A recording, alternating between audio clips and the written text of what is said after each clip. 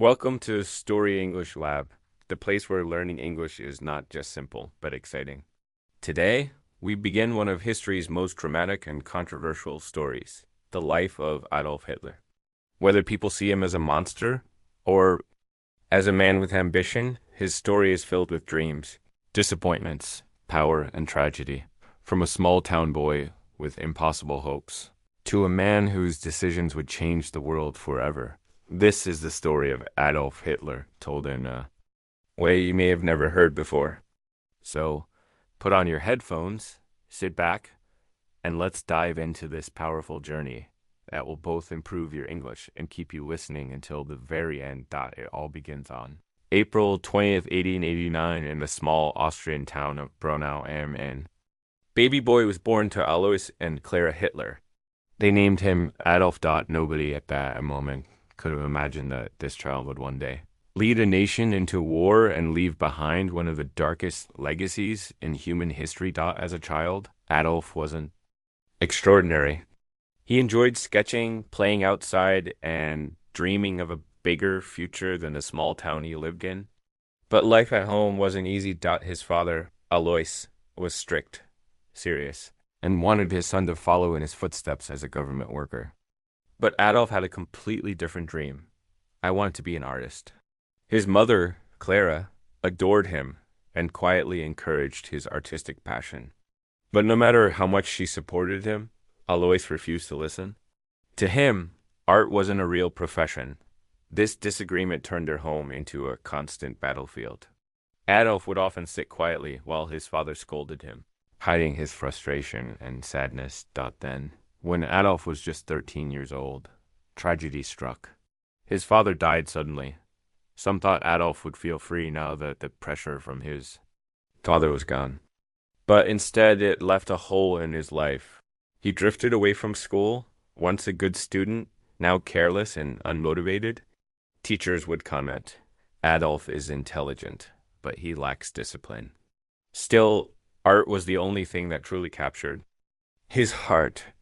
After leaving school, he packed his belongings and set out for Vienna, the capital of Austria, a city known for its culture, music, and art. This is where I'll become a famous painter. He told himself with excitement, but life had other plans. He applied to the Academy of Fine Arts Vienna, confident his talent would finally be recognized. But when the results arrived, his heart broke. The Academy rejected him. Determined not to give up, Adolf tried again the following year. But once again, the answer was the same, not accepted. His dream collapsed, leaving him humiliated and lost. After being rejected a second time, Adolf's life began to fall apart. Without school or a steady job, he drifted aimlessly through Vienna. He lived in small, dirty rooms, sometimes even sleeping on the streets.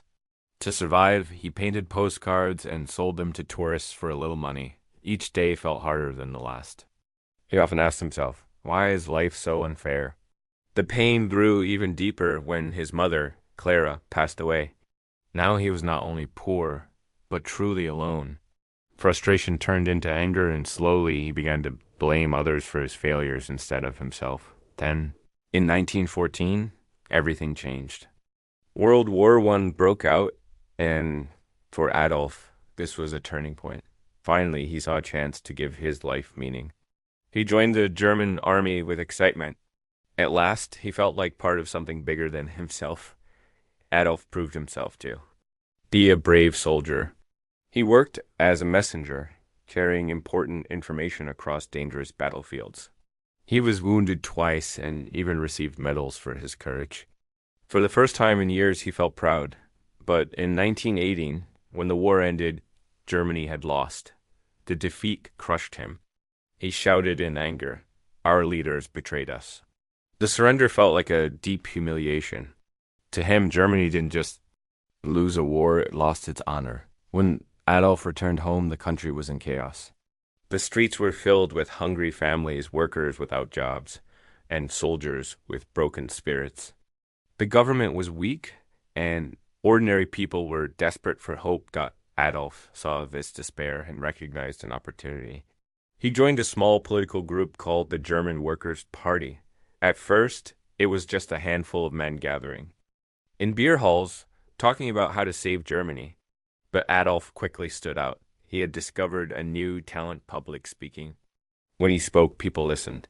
His words carried fire, passion, and anger. He told the people what they wanted to hear. Germany will rise again. Crowds began to gather.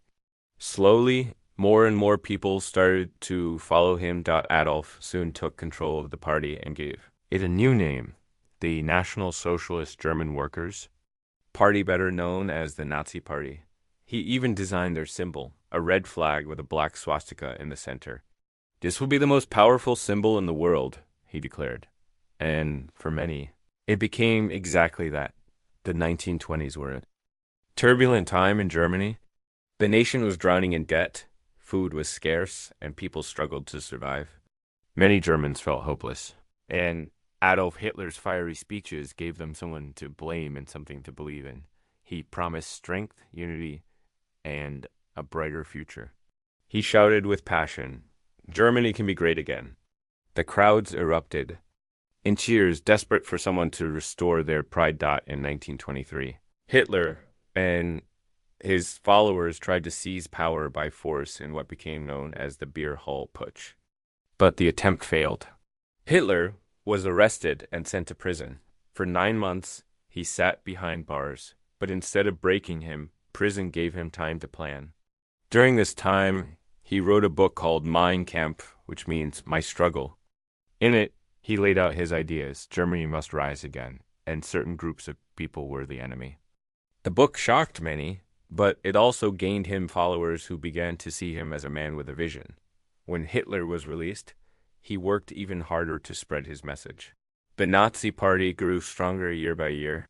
By 1933, after years of political maneuvering, Adolf Hitler was appointed Chancellor of Germany, the nation's top leader. This moment marked the beginning of a new chapter. At first, many Germans believed in him. He built highways, factories, and schools. Jobs returned, the economy began to recover, and for a while, people felt proud again. They called him a hero, but behind the success, Hitler was hiding a much darker plan. He tightened his grip on the country, controlling newspapers, radios, and schools. Children joined the Hitler Youth, learning to obey him without question. Those who dared to speak against him were silenced, jailed, or worse. The swastika flag appeared everywhere, a constant reminder of Nazi power. Crowds filled stadiums to hear Hitler speak, chanting, "Heil Hitler." As his voice thundered, "Germany is the greatest nation on earth. We will rule the world." In 1939, Hitler made his boldest move yet. He ordered his army to invade Poland. That single decision sparked World War I. At first, Hitler's army seemed unstoppable. Country after country fell under German control, and the world watched in fear. For a time, it looked as if nothing could stand in his way, but his ambition was leading the world into disaster.